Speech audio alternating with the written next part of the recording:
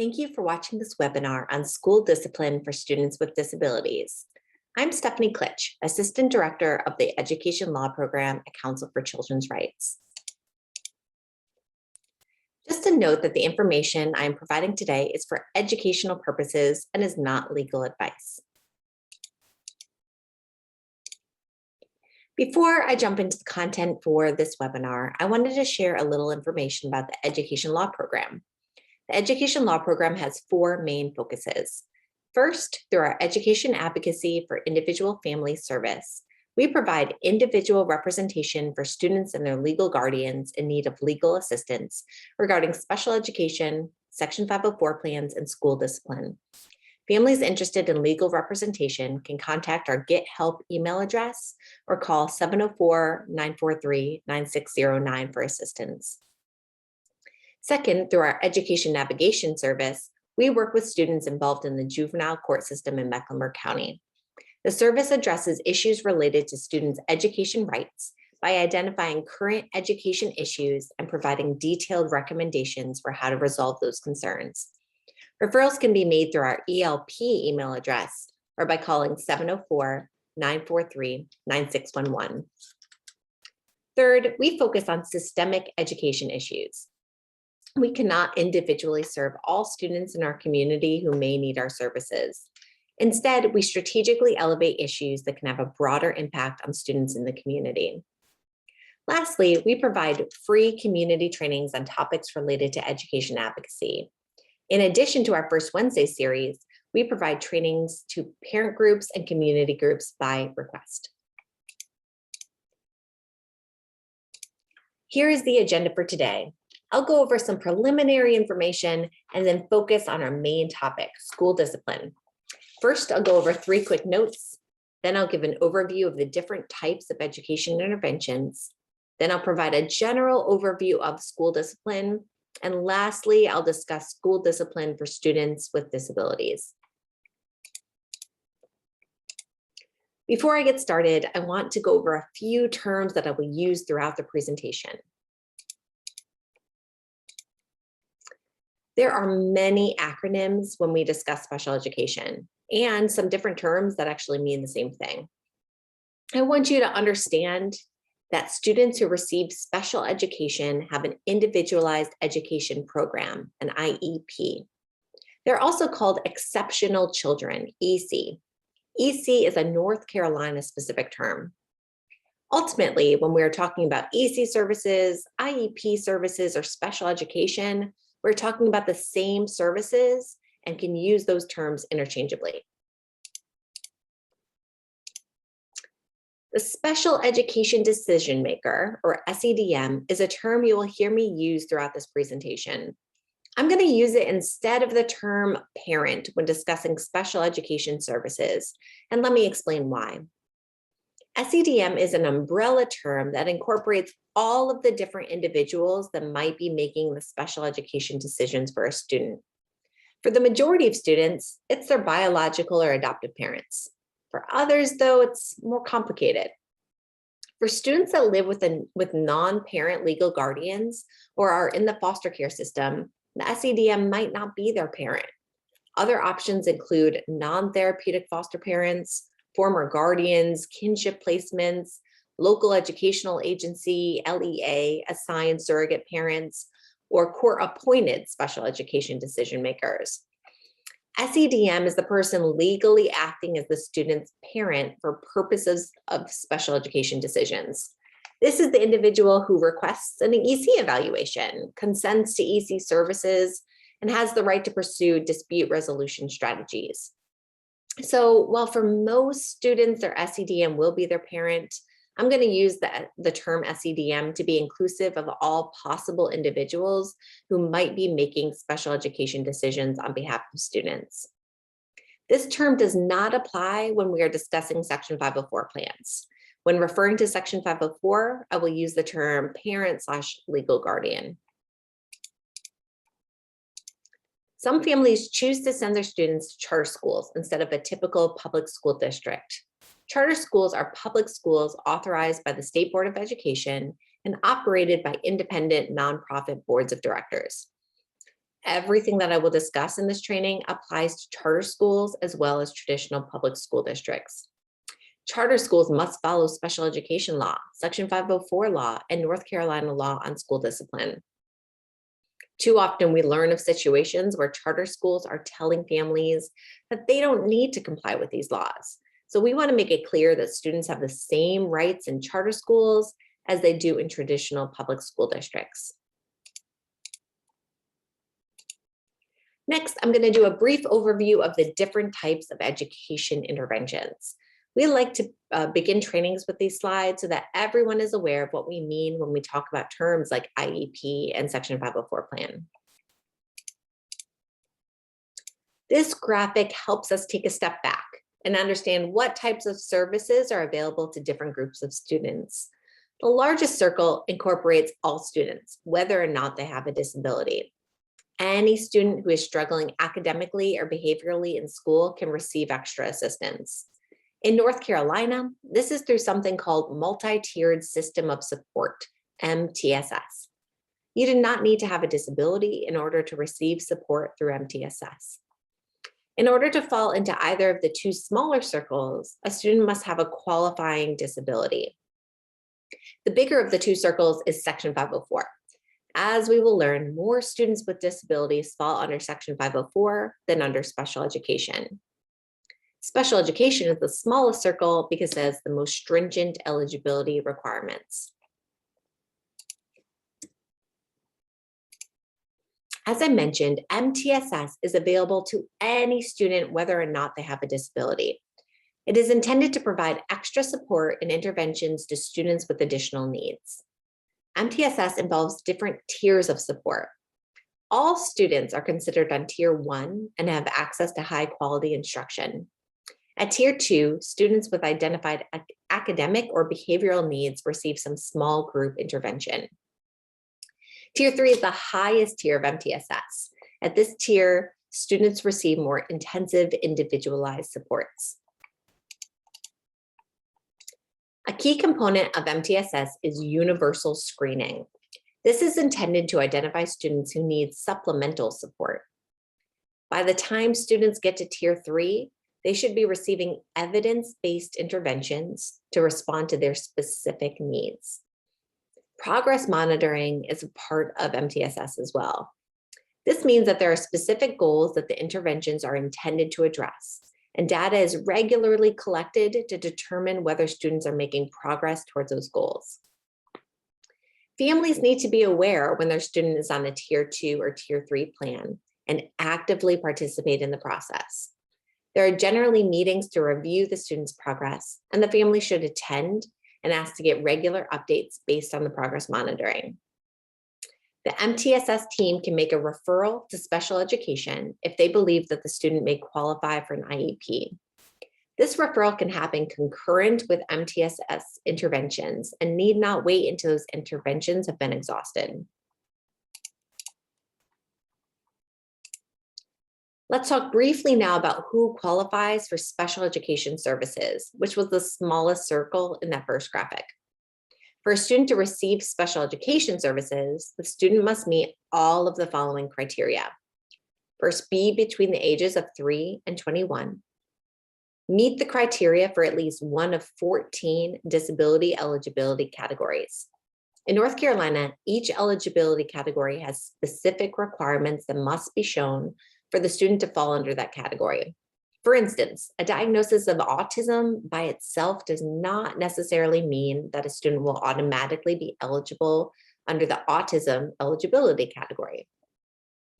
And lastly, they need to have a disability that adversely affects their educational performance and requires specially designed instruction. I want to point out that educational performance is broader than academic performance. A student can be advancing from grade to grade and have passing scores in their classes and still be eligible. Educational performance also includes things like their social interactions and behavioral needs. Here is a list of all 14 disability eligibility categories in North Carolina.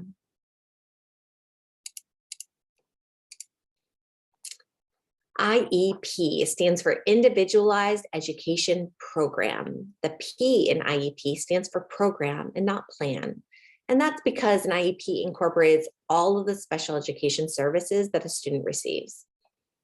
The IEP document itself is long, generally at least 15 pages, and is very detailed.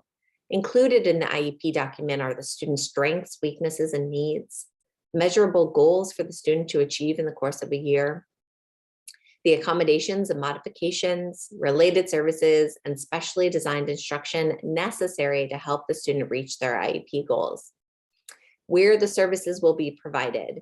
And this doesn't mean the actual location, such as Myers Park High School versus West Charlotte High School. Instead, this refers to whether the student will receive the services with their non-disabled peers, or instead in a setting with only other students with disabilities. For many students, it ends up being a combination of those options. The IEP document is developed by an IEP team, which must include the special education decision maker. All special education students are entitled to something called a free appropriate public education, or a FAPE. FAPE is a legal standard that requires all students' IEPs to be sufficient for the student to achieve reasonable educational progress. We often receive questions about the difference between IEPs and Section 504 plans. As I have said, all students who receive special education services have an IEP. Students with IEPs receive some amount of specially designed instruction with a special education teacher. Specially designed instruction is adapting the content, methodology, or delivery of instruction to meet the unique needs of a student that results from the student's disability. Section 504 accommodation plans, however, are for students with disabilities whose needs do not rise to the level of requiring specially designed instruction from a special education teacher. These students receive all of their instruction in a general education environment. They receive accommodations and modifications that their general education teacher can implement to allow the student to have access to their education. Also, Section 504 has a broader definition of disability, so more students qualify under Section 504 than qualify for special education. This is why the Section 504 circle in the first graphic was bigger than the special education circle. If a student has an IEP, they do not require a Section 504 plan because everything that would be on the Section 504 plan would be incorporated into the IEP. Hopefully, an example will help illustrate the difference between an IEP and a Section 504 plan. Sam meets eligibility criteria as a student with a specific learning disability. His IEP provides services with a special education teacher several times a week to address his individual goals in reading, writing, math, and organization. He also receives modified assignments, extended time on tests, and takes tests in a room with fewer students. On the other hand, Erin has severe myopia, which is nearsightedness. Her Section 504 plan requires seating near the teacher and board and all printed materials presented in a larger font. As you can see, Erin does not have any special education services or any individual goals like Sam has.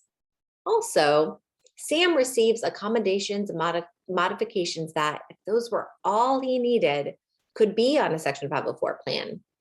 Those accommodations and modifications are modified assignments, extended time on tests, and taking tests in a separate setting. Here are some important similarities between IEPs and Section 504 plans.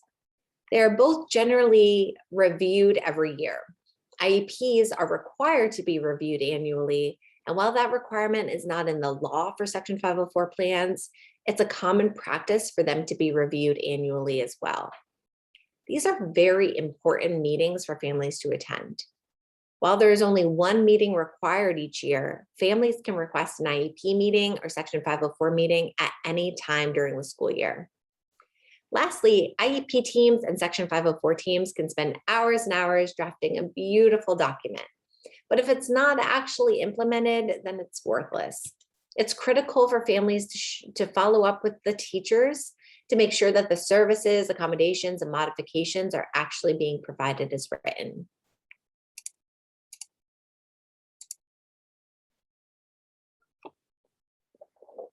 Now let's transition to our topic for today, school discipline. I'll begin by focusing on rights related to school discipline for any student, and then discuss in detail rights for students with disabilities facing school discipline. When most people hear the term school discipline, they think of suspensions. I'm going to define different types of suspensions in a few slides, but suspensions refers to situations when students are removed from their typical school environment. Another term used for this type of disciplinary consequence is exclusionary discipline. This broad term refers to any type of school disciplinary action that removes or excludes a student from their usual educational setting. I want to frame this conversation today by reviewing some of the impacts of these exclusionary discipline practices. First, suspensions don't work for schools, teachers, or students. If the goal with the suspension is that it improves a student's behavior and also improves the environment of the school, the evidence does not support these outcomes. Second, suspensions are associated with negative student outcomes, such as lower academic performance, higher rates of dropout, and future disciplinary exclusion. Third, suspensions have a disproportionate impact on students with disability and students of color. Given the harm that suspension has on students and the tendency of schools to overuse suspension, it's especially important that families are knowledgeable about their rights related to suspensions. The harms from suspensions are recognized by North Carolina school discipline law, stating that, quote, removal of students from school can exacerbate behavioral problems, diminish academic achievement, and hasten school dropout. While the evidence does not support suspensions, it does support alternatives to suspensions. Evidence-based, multi-tiered behavioral frameworks, such as positive behavioral interventions and supports, called PBIS, can help improve overall school climate and safety. Interventions, school-wide and individual, that use proactive, preventative approaches address the underlying cause or the purpose of the behavior, reinforce positive behaviors, and have been associated with increases in academic engagement, academic achievement, and reductions in suspensions and school dropouts. I've included here some examples of interventions that can be used in lieu of suspension, such as conferences, counseling, peer mediation, restorative justice practices, instruction in social skills and conflict resolution, and academic interventions. To highlight this point, I have included here options listed in the Charlotte-Mecklenburg Schools' CMS Code of Student Conduct for their lowest level of disciplinary responses. This is a pretty extensive list of options that schools have for consequences that do not involve removing a student from school. The Code of Student Conduct states that the use of out-of-school suspension, which we call OSS, can be reserved as a consequence for student conduct where other documented options have not been effective, or, in the opinion of the principal, will not serve to protect other students and staff at the school, or will not preserve an orderly school environment. While this does encourage the use of these options rather than jumping first to suspension, it still leaves the discretion to the principal. We see stark differences in the rates of suspension between different schools. I want to point out a new addition to the list since the pandemic started. It's called temporary termination from the school-based virtual learning environment. It's down in the bottom right side of the slide.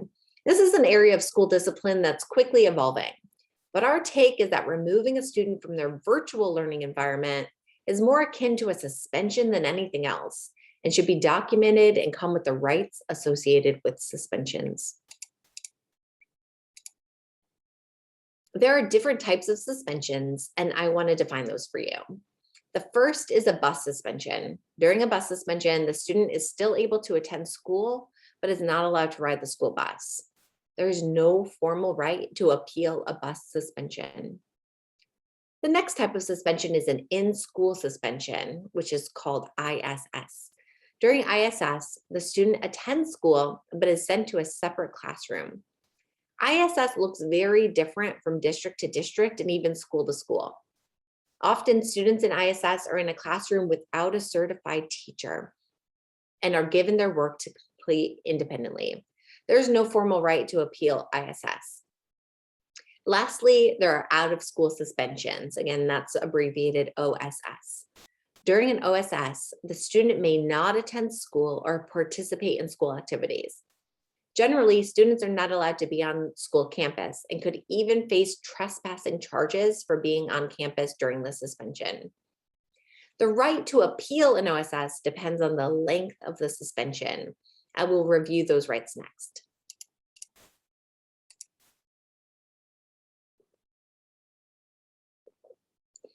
The definition of a short-term suspension in North Carolina is the exclusion of a student from school attendance for disciplinary purposes for up to 10 school days from the school to which the student was assigned at the time of the disciplinary action.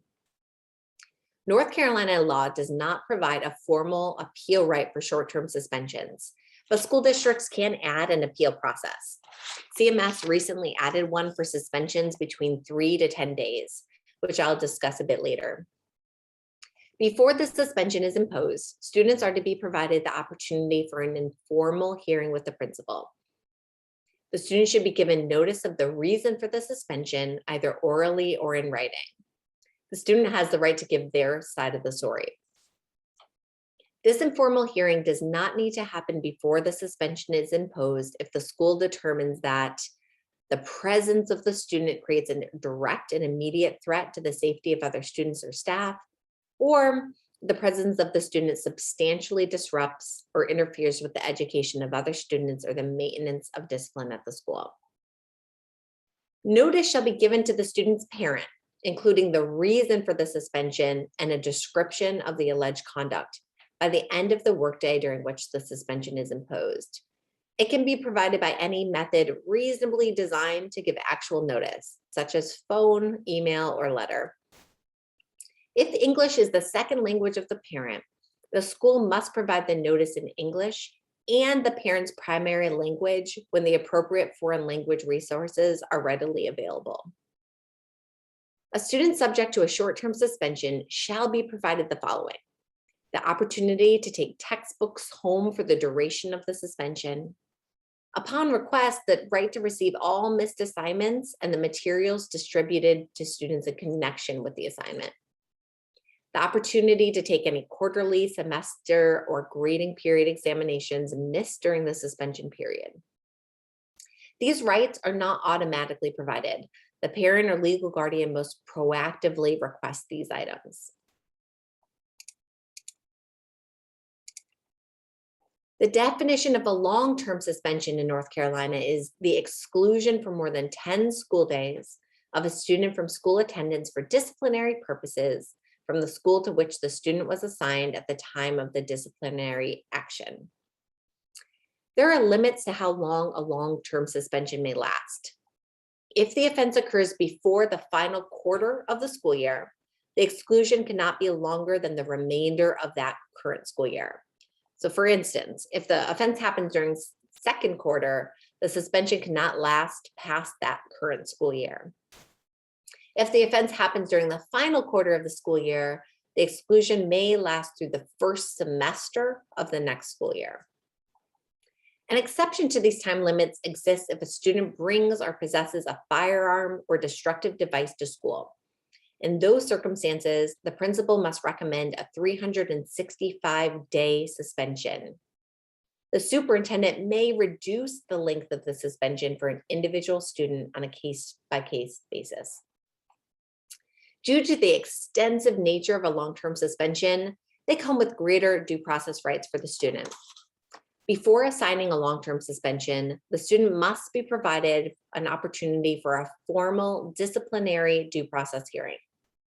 When recommended for a long-term suspension, the parent shall receive written notice that includes a description of the incident, the specific provisions of the Code of Student Conduct the student violated, the process for the parent to request the disciplinary due process hearing, details about the process for the hearing, notice that the student may retain an attorney to represent the student, whether the student may have an advocate to assist the student, notice that the parent has the right to review and obtain copies of the student's records before the hearing, and reference to the local board policy on the expungement of discipline records. As with short-term suspensions, if English is the second language of the parent, the school must provide the notice in English and the parent's primary language when the appropriate foreign language resources are readily available. Additionally, the notice must include, at a minimum, certain information translated into the dominant non-English language used by residents in the area, including that the document is a long-term suspension notice, the process by which parents may request a hearing, and the identity of a school employee that the parent may call to obtain assistance in understanding the English language information included in the document. The formal hearing may be conducted by the local Board of Education, the superintendent, or by a person or group of persons appointed by the local Board of Education to serve as a hearing officer or hearing panel. Following the hearing, the superintendent or local board shall make a final decision regarding the suspension.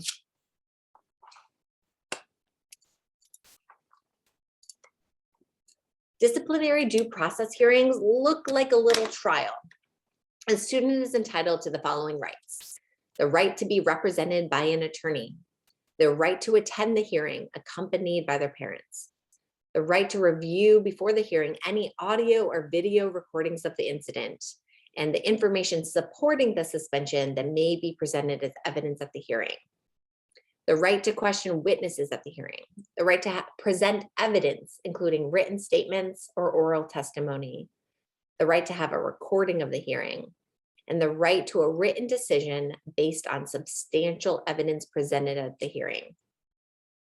Unless the long-term suspension decision was made by the local board, the student may appeal the decision to the local board within 30 calendar days.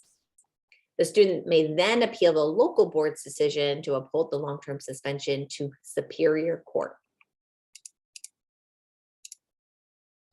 Expulsion is defined as the indefinite exclusion of a student from school enrollment for disciplinary purposes.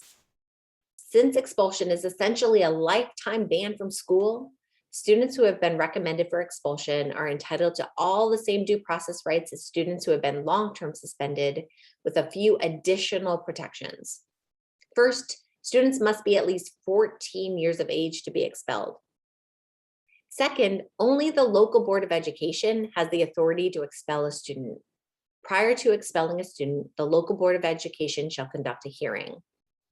Lastly, the local Board of Education may expel a student only if they determine that the student's continued presence in school constitutes a clear threat to the safety of other students or school staff. And that decision must be based on clear and convincing evidence. During the expulsion, the student is not entitled to be present on any property of the school district and is not considered a student of the local Board of Education.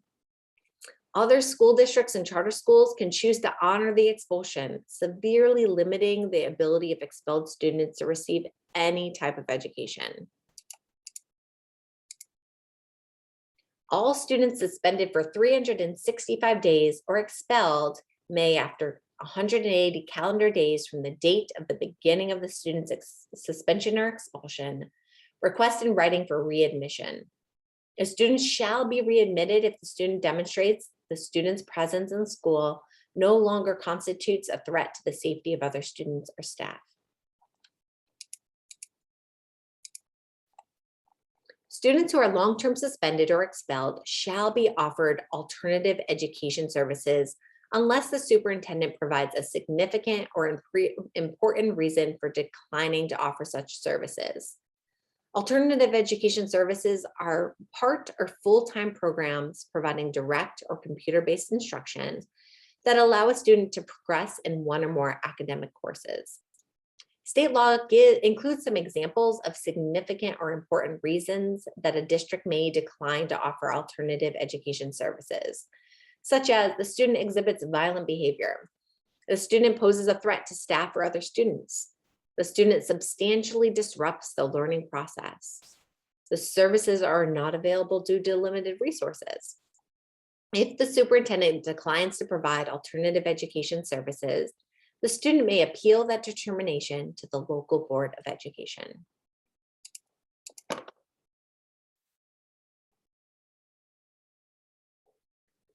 Well, I've spent quite a bit of time reviewing long-term suspensions and expulsions.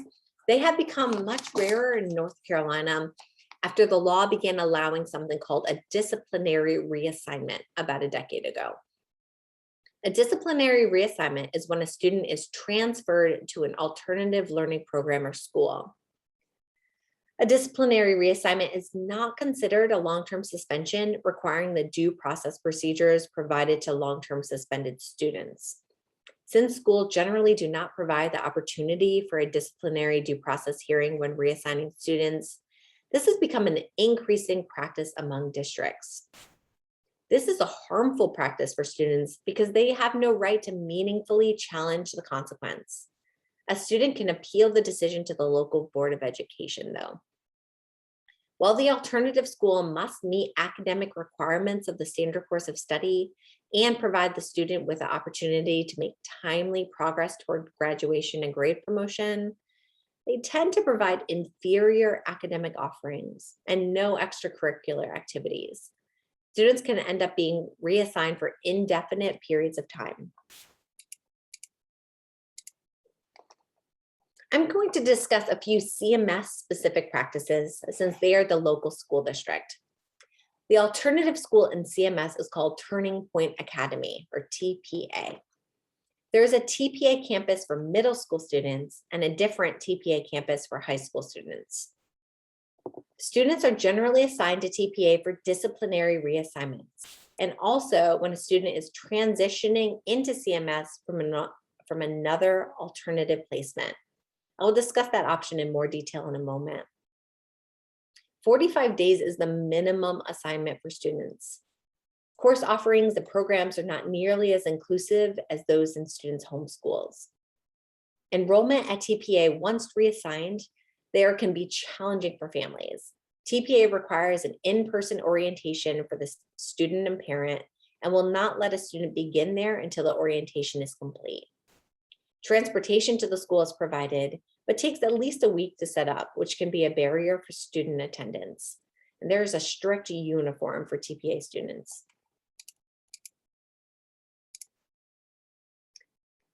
Discipline team meetings, DTMs. CMS DTMs generally occur when a student receives a short-term suspension and CMS is strongly considering reassigning the student to TPA. DTMs are supposed to occur within the 10-day short-term suspension. The meeting consists of the principal or their designee, the learning community administrator, the parent or legal guardian, and the student.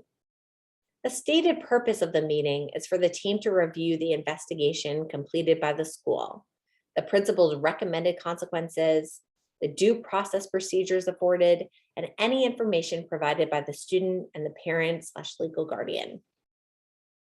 CMS does not allow attorneys or non-attorney advocates to attend. Any service providers involved with the student are generally able to attend. The learning community superintendent makes the final decision about whether to impose additional consequences, suspension, or reassignment.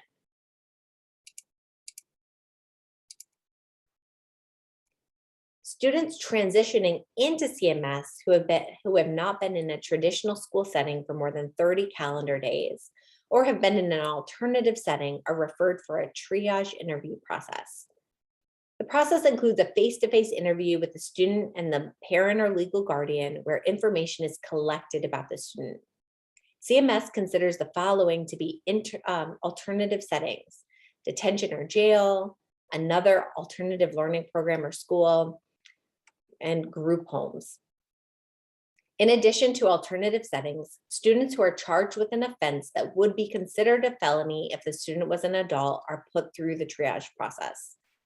In CMS, those students are often assigned to TPA and may remain there even if the charges are dropped. The student or parent or legal guardian may provide a letter of support from an advocate, previous placement, or community support person. The Code of Student Conduct states that there is no right for representative counsel to attend the meeting. It's unclear whether a non-attorney advocate may attend. Following the triage process, the learning community superintendent decides where the student will be assigned to school, and they should send a letter to the parent or legal guardian within 5 business days. School assignment decisions made through this triage process are able to be appealed to the Board of Education. If your student is suspended, here are some tips I recommend. Request any school records related to the disciplinary incident. Often there may be multiple documents associated with it, including the written referral, which would have details about the conduct that caused the suspension. The suspension notice, which would include the length of the suspension. There may also be witness statements, especially if it's a more serious incident. Once you have the suspension paperwork, review the Code of Student Conduct. Review the suspension paperwork to see what rule it states that the student violated, and then read that rule in the Code of Student Conduct to see if it fits within that description. Also, review the disciplinary responses and verify that the consequence given is allowed under the Code of Student Conduct. Review the procedures in the Code of Student Conduct related to the suspension. Districts are allowed to create their own practices that may be more beneficial to students than North Carolina law provides. For instance, CMS includes these provisions. For students in pre-K, kindergarten, first or second grade, suspensions must first be reviewed and approved by the superintendent or his designee prior to being enforced against the student. For short-term suspensions of 3 to 10 days in CMS, there is an appeal process. If the suspension was made by the assistant principal or dean of students, the parent may submit an appeal in writing to the principal within 3 days of the suspension. When the short-term suspension was instead initially imposed by the principal, the appeal is made to the community superintendent. In the appeal, you must include the reason you believe the disciplinary action is not appropriate for the student. There's a form included in the Code of Student Conduct that can be used for these appeals. Lastly, for CMS students who are suspended, they may be given the option to attend a short-term suspension center. At those centers, they can complete school assignments and receive credit for attending school. It's important to note, however, that transportation is not provided. My next tip is that it's important to request the students' textbooks, missed assignments, materials for the assignments, and the chance to make up missed exams. Lastly, I generally recommend taking advantage of any appeal process that may be afforded to the student. If the student is facing a long-term suspension or expulsion, it likely makes sense to seek at least a consultation with a lawyer familiar with school discipline law for some legal advice. I wanted to briefly mention a common problematic practice that does not fall into any of the disciplinary practices I've mentioned thus far. This is the practice of schools contacting parents to pick their student up early from school without calling it a suspension. This is not allowed, but is extremely common. Absent formal suspension, the school may not ask for the student to be picked up early for behavioral reasons. The school staff may think that they're doing this to be helpful, allowing the student to go home without actually suspending them. Families often think they're doing the right thing by picking up the student. In actuality, however, this circumvents the rights afforded to a student when the student is suspended. If it happens frequently, it's also a disciplinary practice that is keeping the student from being in school without clear documentation of the practice. If the school contacts you to pick up your student early, I suggest that you ask if the student is suspended. If the student is suspended, ask to receive a copy of the suspension paperwork. If they do not indicate that the student is suspended, Let the school know that you are not opting to pick up the student and that the student will remain in school the rest of the day. If a student is suspended during the middle of the school day and is sent home, that portion of the school day should be marked as a suspension in their records. Fractional days of suspension are allowed.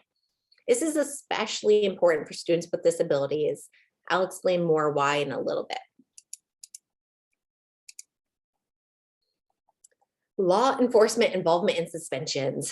This could be an entire presentation by itself, but I wanted to briefly mention the involvement of law enforcement personnel in school discipline. Many schools have assigned school resource officers, also called SROs. An SRO is a sworn law enforcement officer with arrest powers who works either full-time or part-time in a school setting. They generally are armed and most carry other restraints like handcuffs as well.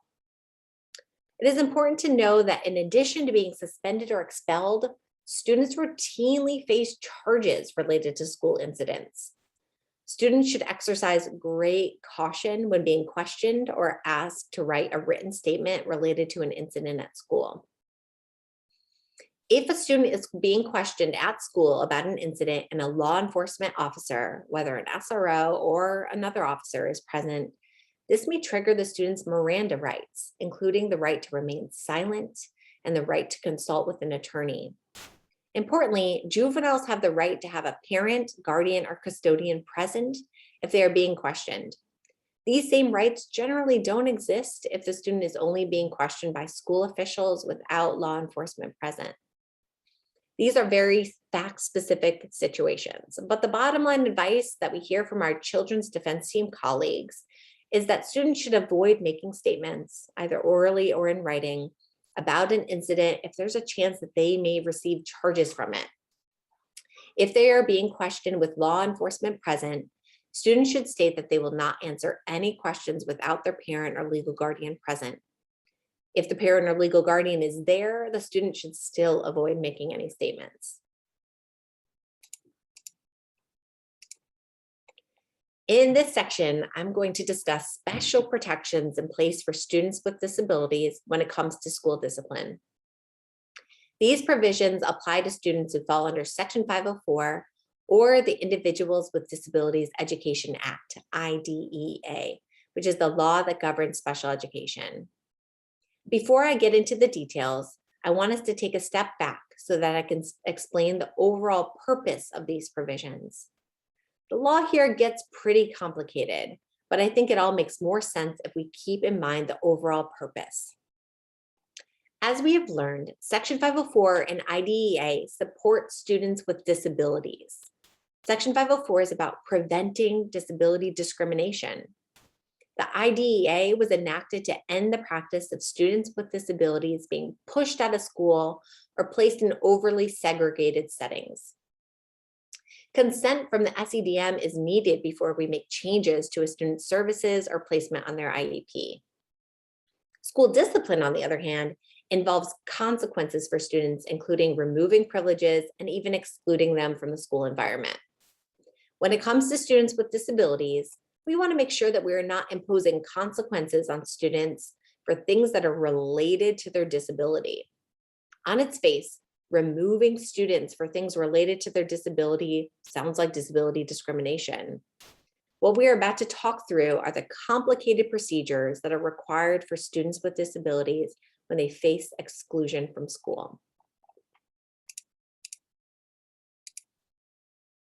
The first concept I'm going to talk about is called a change in placement. The services that a student receives through their IEP or Section 504 plan are considered their placement. As we have learned through this training, placement decisions are supposed to be made by the IEP or Section 504 team. When a student receives an out-of-school suspension, they're not receiving their Section 504 or IEP services. The law says that at some point, those suspensions are actually causing a change in placement. When there is a disciplinary change in placement, a specific type of meeting happens called a manifestation determination review, or MDR. The MDR focuses on whether the behavior leading to the suspension is related to the student's disability. The law considers exclusion from school for more than 10 days in one school year to be a change in placement. If a student is suspended for 10 days or less in one school year, the law does not consider it a change in placement, and the student can be disciplined like any other student. So part of the law requires some math. Let's work through an example. Jay is a student with a Section 504 plan. He was given an out-of-school suspension for 3 days in September. Is an MDR needed? No.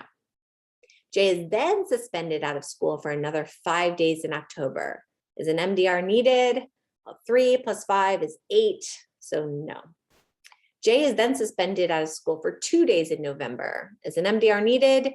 So 8 plus 2 is 10, and the answer is no, because you're only at 10 days, and we have to hit more than 10 days. Jay is then suspended out of school for 3 days in January. Is an MDR needed? Yes, we are at 13 days of suspension, I believe, yes. Jay is then suspended out of school for 1 day in March. Is an MDR needed? Yes, 1 is needed for each suspension until the end of the current school year.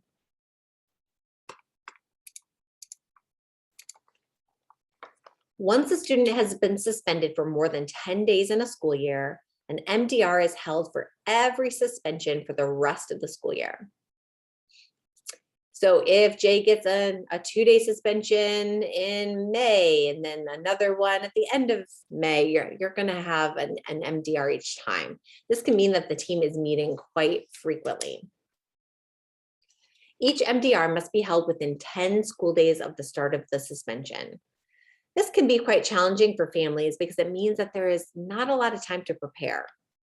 The MDR has to take place before any further discipline can happen, such as a CMS discipline team meeting or a long-term suspension. The goal of the MDR is to determine whether the problem behavior was a manifestation of the student's disability. Let's talk about how you count days of suspension for the purposes of determining when an MDR is needed. Out-of-school suspensions, those OSSs, always count, including partial days. If a student is sent home early, the rest of the day counts as a partial day of suspension. Bus suspensions only count if transportation is listed as a related service on the student's IEP. In-school suspensions, ISS, only count under certain circumstances. If a student is in ISS and a special education teacher comes in and provides the student with their special education service time, those days don't count. If a student is in ISS and doesn't get their services, however, those days do count. So how would you know if a day of ISS counts? Likely the school staff, they're not going to plan on counting those days. That requires the SEDM following up to ask whether the student received their services while in ISS. This slide brings us back to our earlier point of schools calling to pick up students early. If parents are picking students up early and it's not being documented as a suspension, then the school will not be looking at that time in calculating when an MDR is needed. MDRs are important protections for students. So you want any time that a student is being excluded from school to count towards determining that a meeting is needed.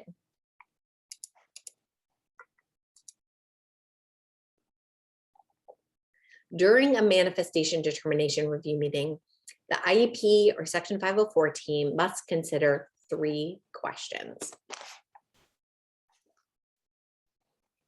These are designed to determine whether the student may be suspended. The student may not be suspended when the team decides that the misconduct was a manifestation of the disability. So the first one is, was the conduct in question caused by the student's disability? The second is, did the conduct have a direct or substantial relationship to the student's disability? And third, was the conduct the direct result of the school district's failure to implement the IEP? If the answer to all 3 of these questions is no, the conduct is not considered a manifestation and the student can be disciplined like any other student. If the answer to any of these 3 questions is yes, the conduct is the manifestation and the student must immediately return to school and not receive further discipline for that behavior. Additionally, the school must complete a functional behavioral assessment, FBA, and a behavioral intervention plan, BIP. I will discuss these in detail in the coming slides. I want to talk briefly about question 3. This is not a question that a school is inclined to answer as yes. I've had it happen a few times. It's important to make sure that you know if the school is following your student's IEP or Section 504 plan, and especially the behavioral intervention plan, their BIP, if they have one. If not, the answer to question 3 could be yes. We are big fans of functional behavioral assessments, or FBAs. As I mentioned on the last slide, if a manifestation is found at the MDR, an FBA is required. The purpose of this assessment is to determine why the misconduct occurs. We can't fix the behavior unless we know why it's happening. Behaviors are a method of communication. We need to figure out what the student is communicating through the behaviors, and not all behaviors have the same function. For instance, let's say that the student J is throwing papers across the room during math class. There might be many reasons for this. J may be trying to get the attention of his peers. He may be trying to get out of the math assignment because it's too hard. Or he might actually be bored because the work is too easy.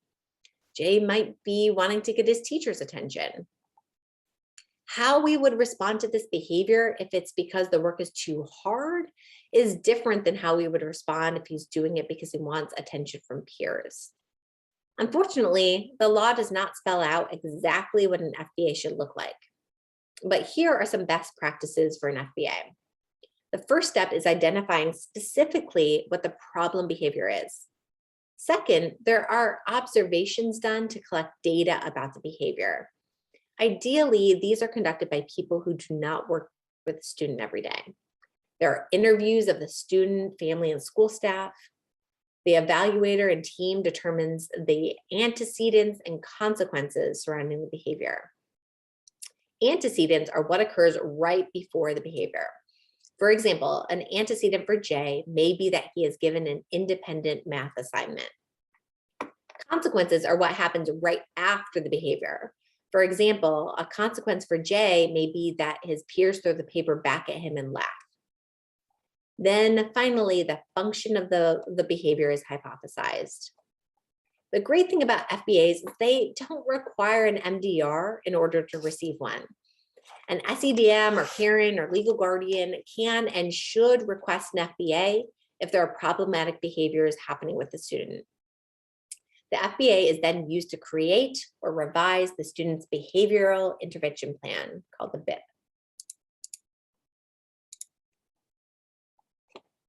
We use what we learned from the FBA about the function of the behavior to create a behavioral intervention plan. What the team wants to do is carefully craft interventions that address the function of the behavior so that we reduce the likelihood of the behavior in the future. This can be through a variety of means: altering the environment, minimizing triggers, giving the student alternative strategies, identifying meaningful incentives or rewards, or changing the response of adults. Interventions should serve the same function as the problematic behavior. For instance, if Jay's behavior was caused by a desire for attention from peers, we may want interventions that allow him to have interaction with peers without engaging in negative behavior. If the function of his behavior is escaping challenging math tasks, we may have interventions that better scaffold his math work, where he can do more of it without frustration, and then get more hands-on support when it reaches a challenging level. BIPs are reviewed frequently, generally every 6 weeks. Data is collected around the problematic behavior, and then the team revises the BIP based on the data. If a student with an IEP or Section 504 plan is getting suspended, the SEDM or parent legal guardian should request an FBA and a BIP, ideally before it even gets to the point of needing an MDR.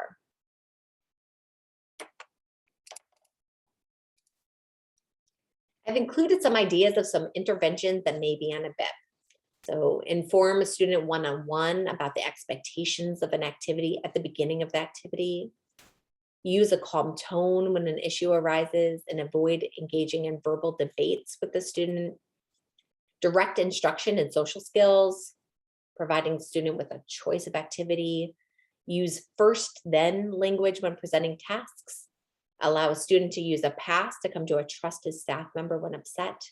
The possibilities are really endless and should be individualized to the student and the function of their behavior.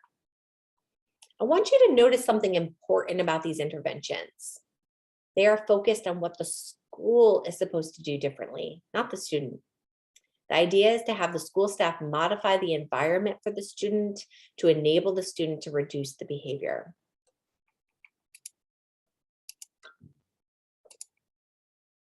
This slide only deals with students with IEPs, not students with Section 504 plans.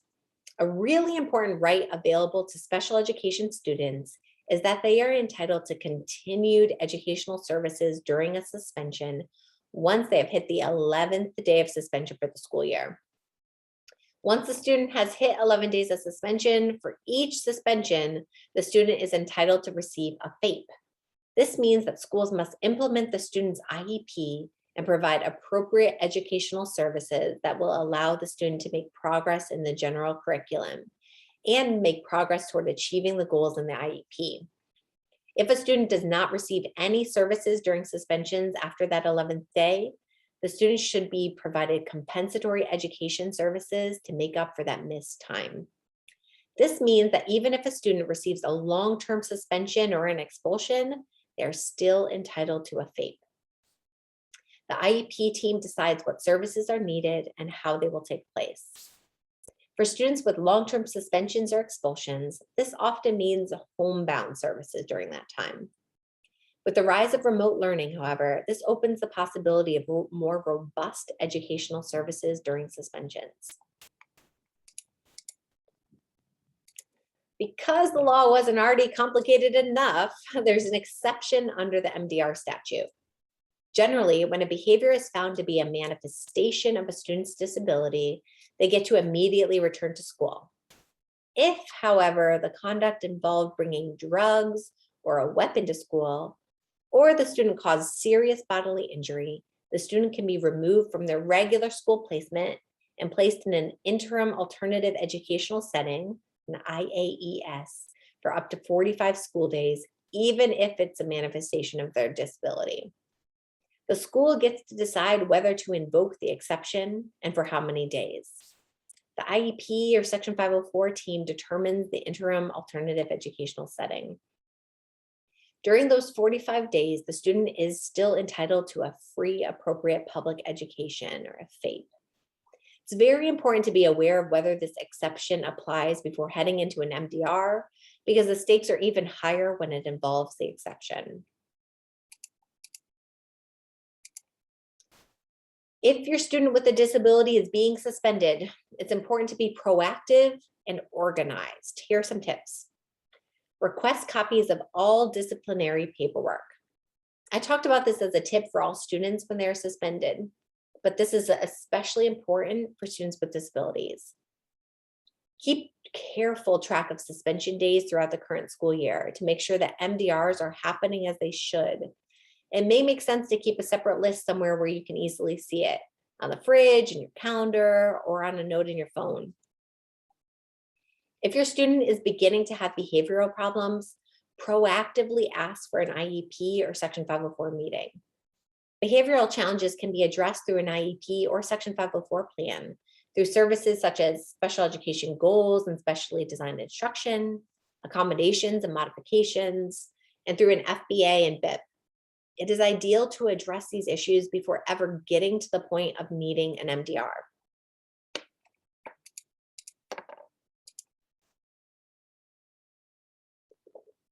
If an MDR is required, it's extremely important to diligently prepare. These meetings are challenging. It's an emergency meeting scheduled after a student has gotten suspended. Tensions are high, and the questions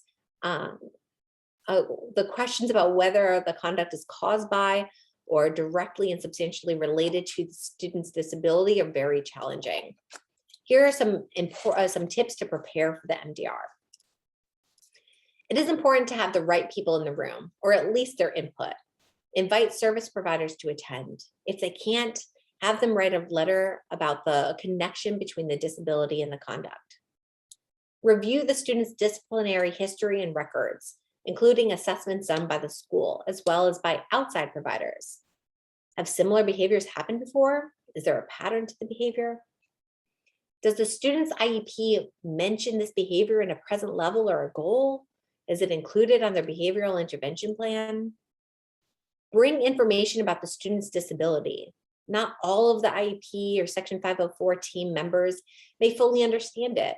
It would be helpful to have information about what the medical profession recognizes are symptoms of the disability.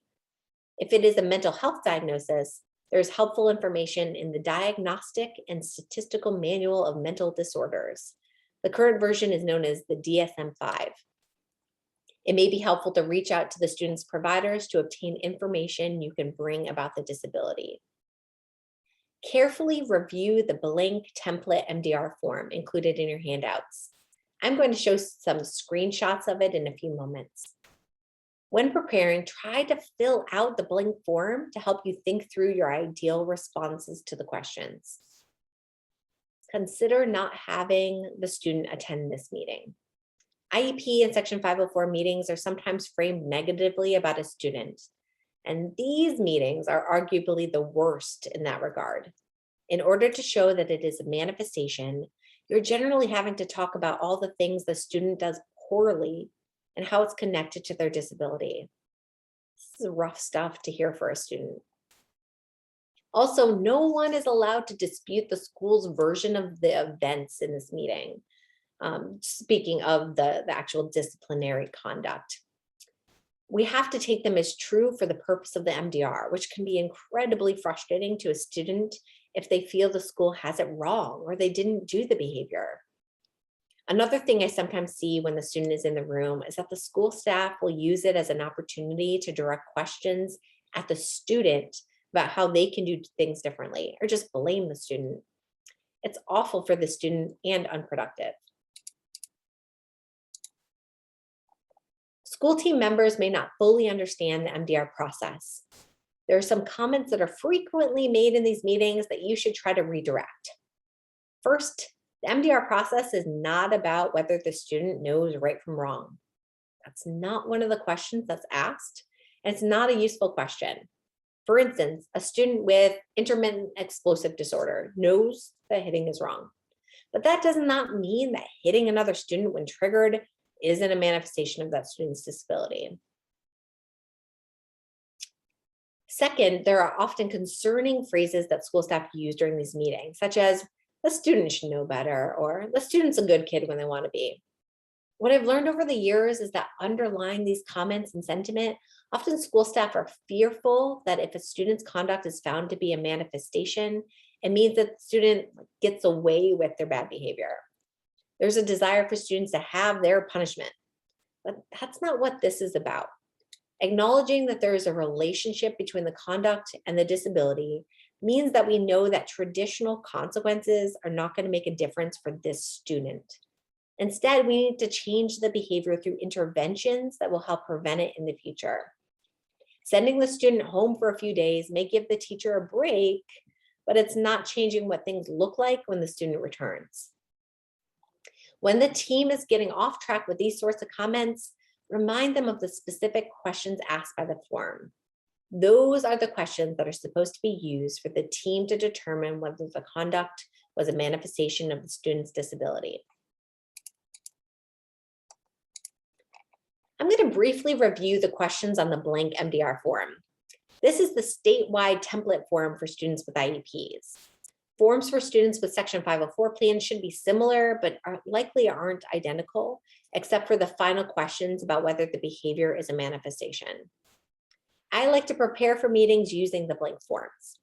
As I think in advance about the information I want to be sure to share during the meeting, looking at the form's questions helps me determine the right time to raise those points. The meeting begins with a description of the incident. As I stated a couple slides ago, no one is allowed to dispute the school's version of events. If you have reviewed the school's records related to the incident, make sure that they include all of the information from the school's records that may be relevant. This is This is also when it's determined whether the student falls within the 45-day exception for incidents involving a weapon, drugs, or serious bodily injury. If you think this may be something the school argues that applies in your situation, it is critical to carefully review the definition of these terms in the law. For instance, serious bodily injury must involve a substantial risk of death, extreme physical pain, or protracted and obvious disfigurement, or protracted and obvious loss or impairment of the function of a bodily member, organ, or mental faculty. School staff often have not reviewed the definitions themselves, so they may argue that an answer is yes when it really shouldn't be. On this part of the form, the school will input the dates of recent sources of data. This is where your close review of the student's school records will be important. The information that may be most helpful to include here has to do with disciplinary reports. If the student has been written up for similar behaviors in the past, ask for that information to be included in the box. The next question directly asks the SEDM for information for the team to consider. You want to be prepared for this question. If there are outside evaluations that have been completed with relevant information, make sure that the school has a copy and request that key information from the evaluation be included. If there's relevant information that the school may not know about the behavior or additional context about the conduct in question, this is the time to bring it up. Lastly, if an outside service provider is participating, have them speak at this time with relevant information to consider. If they submitted a letter, the content of the letter can be included in this section. This next section asks how the student's IEP goals, accommodations, modifications, and related services are being implemented on the IEP. Generally, school staff write some generic information about the student's IEP. If there is relevant information in the student's IEP that addresses the behavior in question, specifically have that information noted here. When preparing for an MDR, I always carefully review the student's present levels of academic achievement and functional performance for any language that refers to the behavior and make a note of it to bring up at this time in the meeting. Part of the purpose of this section is determining whether the school was actually implementing the IEP. Remember, the behavior can be found to be a manifestation if the conduct resulted from the school's failure to implement the IEP. If you have questions about whether the IEP was being implemented as written, raise them at this time. And again, for students with Section 504 plans, you're looking for similar questions and bringing up similar points. The next section asks whether the student has a BIP based on an FBA. It also asks for an explanation of any revisions that have been made to the BIP. If a student has an FBA and BIP, carefully review those documents. Highlight for the team any relevant information from the documents and bring up any concerns you may have about whether the interventions were implemented.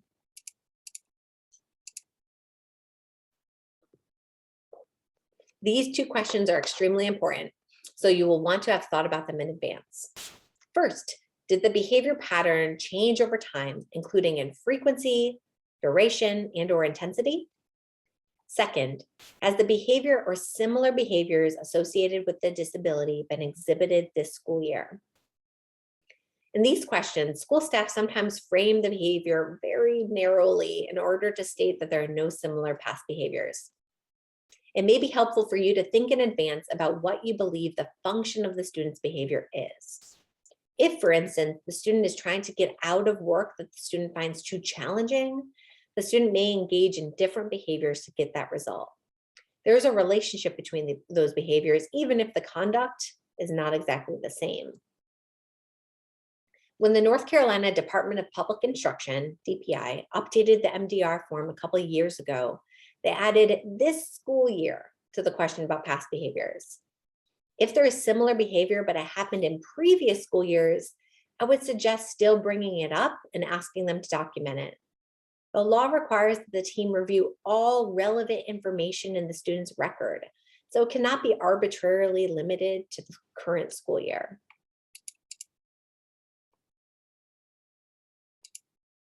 The entire form has been leading to these last questions. Remember, if the answer to any of these questions is yes, then the behavior is considered as a manifestation. Often, the second question is easier to get people to agree to than the first, so you may want to focus your advocacy efforts there. The team is supposed to reach a consensus about the questions. Sometimes this means that there is literally a vote taken at the meeting. If there is a disagreement, then the local educational agency, LEA representative, gets to make the decision. That's generally the administrator in the room. If you disagree with the decision, make sure that this is clearly noted on the prior written notice document completed at the end of the meeting. SEDMs are able to request an expedited special education due process hearing to appeal an MDR decision. I hope the information provided today has been helpful. If you believe you may need legal representation related to a Section 504, special education, or school discipline issue, please contact our team at this contact information. For court-involved youth, members of the child and family team or a student's juvenile defense attorney can make a referral to our education navigation services using this information. And lastly, please reach out to us with any training requests. I've provided here some links to some helpful resources, including the North Carolina policies governing services for children with disabilities. Also, please be sure to review the handouts for this training. Please remember to complete your post-workshop survey. It should only take a few minutes and will provide us with feedback that we will use to improve our webinars and presentations. Thank you again for watching.